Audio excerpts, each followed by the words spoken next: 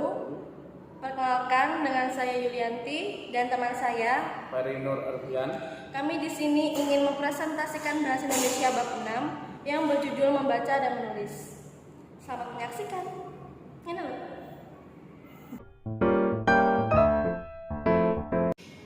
Proses membaca dan menulis. Pendidik telah menyarankan bahwa membaca dan menulis adalah sisi lain dari mata uang literasi, karena pembaca memecahkan kode makna dan penulis menyandingkan makna.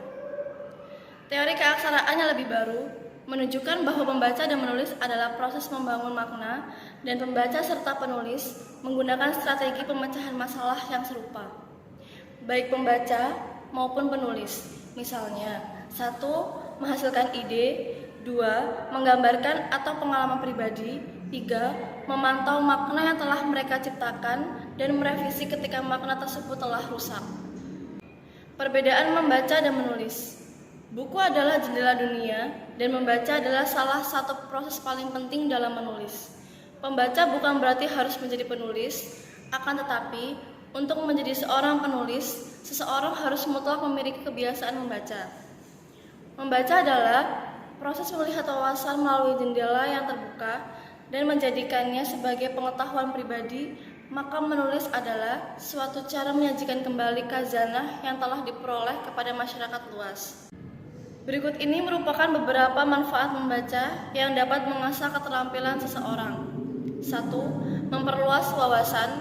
2. Membantu belajar teknik menulis yang dipakai oleh orang yang lebih berpengalaman. 3. Memperkaya kosakata, pilihan kalimat, dan cara penyajian. 4. Membuat jalan pikiran lebih lentur. 5. Membuat ide melimpah dan banyak bahan menuliskannya. Proses membaca melibatkan serangkaian tahapan di mana membaca membangun interpretasi saat mereka membaca dan kemudian menanggapi teks yang telah mereka baca. Proses menulis adalah proses rekursif serupa yang melibatkan berbagai kegiatan saat siswa berkumpul dan mengatur ide-ide mereka, menyusun komposisi mereka, merevisi dan mengedit draft hingga akhirnya menerbitkan tulisan mereka. Proses membaca adalah proses transaktif di mana pembaca menegosiasikan makna atau interpretasi. Selama membaca, makna tidak pindah dari halaman ke pembaca, sebaliknya itu adalah negosiasi yang kompleksi antara teks dan pembaca yang dibentuk oleh konteks situasional langsung dan konteks sosiolinguistik yang lebih luar. Konteks situasional langsung mencakup pengetahuan pembaca tentang topik, tujuan membaca dan faktor-faktor lain yang terkait dengan situasi.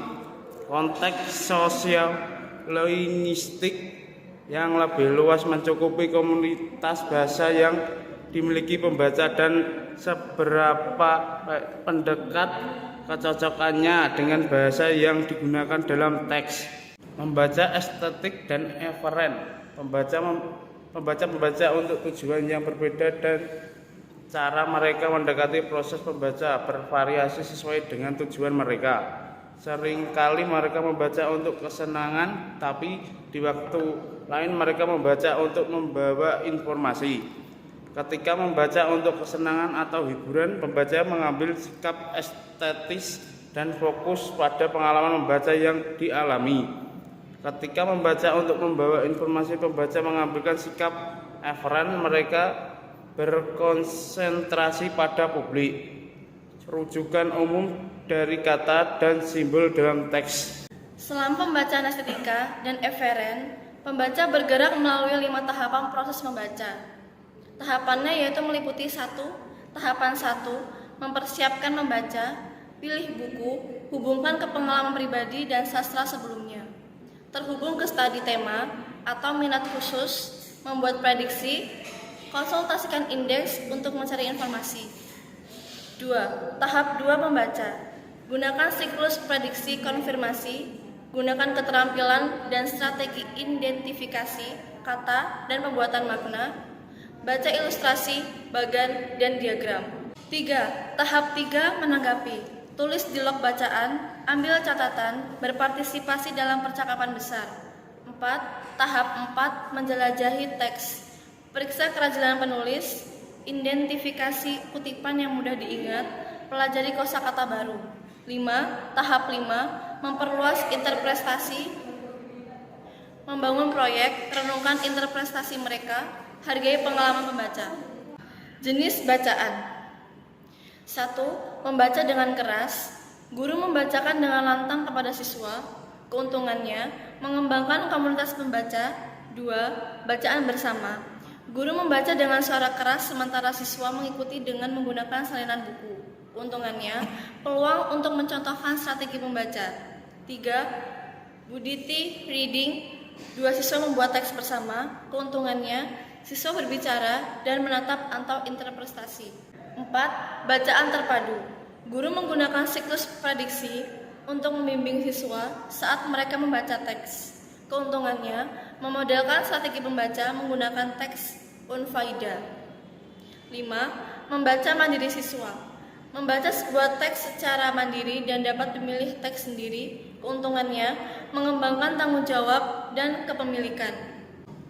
Proses penulisan. Fokus dalam proses penulisan adalah pada apa yang siswa pikirkan dan lakukan saat mereka menulis.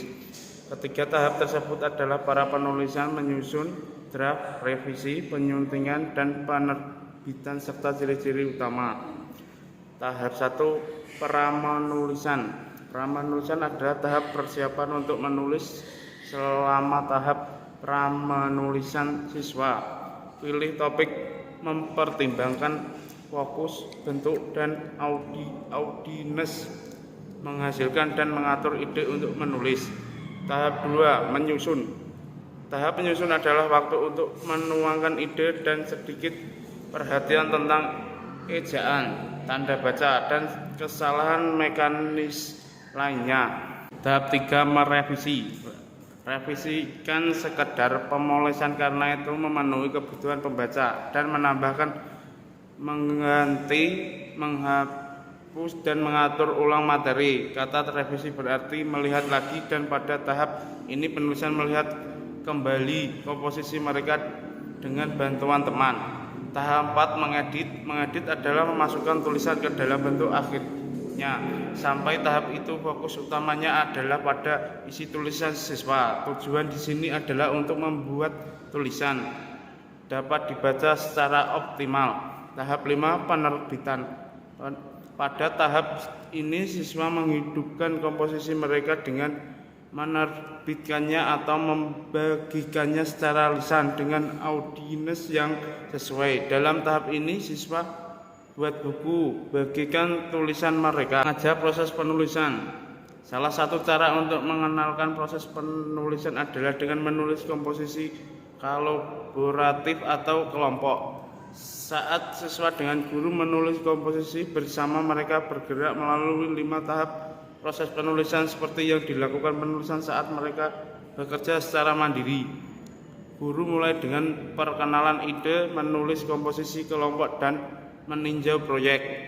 Guru mulai dengan memperkenal ide, menulis komposisi kelompok, dan meninjau proyek. Siswa menyusun komposisi kolaborasi kelas dengan bantuan guru, bergerak melalui drafting, merevisi tahap menyusun, menyunting, dan penerbitan, dan proses penulisan. Kolaborasi adalah belajar untuk belajar bekerja sama, dan kolaborasi adalah solusi yang bagus. Komposisi kolaboratif adalah bagian penting dari banyak pengalaman menulis, terutama ketika siswa belajar menggunakan proses menulis atau bentuk tulisan baru. Komposisi kelompok berfungsi sebagai pengujian, di mana pertanyaan dan kesalahpahaman siswa dapat diklarifikasi. Mini lesson pada proses menulis siswa perlu belajar bagaimana bergerak melalui 5 tahap proses menulis. Bagaimana mengumpulkan dan mengatur ide-ide untuk menulis, bagaimana berpartisipasi dalam kelompok menulis, bagaimana mengoreksi, dan bagaimana berbagi tulisan mereka.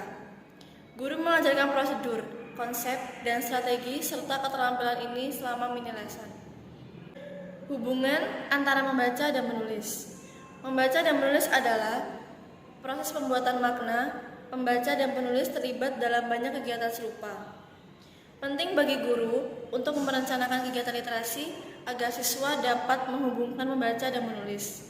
Membandingkan dua proses membaca dan menulis memiliki kegiatan yang sebanding pada setiap tahap. Kegiatan membaca dan menulis pada setiap tahap serupa dan baik dalam membaca maupun menulis, tujuannya untuk membangun makna. Perbandingan proses membaca dan menulis. Tahap 1 yang membaca lakukan, persiapan membaca. Membaca menggunakan pengetahuan tentang topik, bacaan, literatur, dan sistem bacaan. Harapan pembaca ditujukan oleh pengalaman pembaca atau menulis sebelumnya. Format tujuan, teks untuk membaca, penonton untuk membaca. Yang penulis lakukan, pramenulis. Penulis menggunakan pengetahuan tentang topik, menulis, morator, dan sistem bacaan. Harapan penulis ditunjukkan oleh pengalaman membaca atau menulis sebelumnya. Format tujuan, teks untuk finting.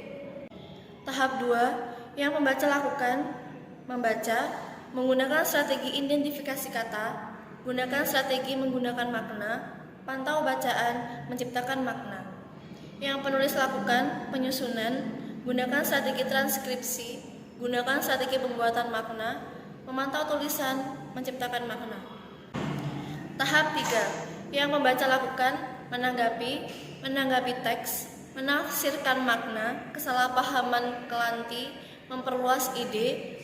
Yang penulis lakukan, menanggapi teks, menafsirkan makna, mengklarifikasi kesalahpahaman, mengeluarkan ide. Tahap 4 yang membaca lakukan: A. Menjelaskan teks, memeriksa dampak kata-kata dan sastra bahasa, mengeksplorasikan elemen struktur, membandingkan teks dengan orang lain. Yang menulis lakukan: B. Memakna mekanis yang tepat dan benar, review paragraf dan kalimat struktur. Tahap 5 yang membaca lakukan: A. Memperluas interpretasi membaca, melampaui teks untuk meluas mereka interpretasi. Berbagai proyek dengan teman sekelas, menunggakkan proses membaca. Yang menulis lakukan: B. Menerbitkan, menghasilkan salinan akhir komposisi, merefleksikan proses penulisan, menghargai penulis.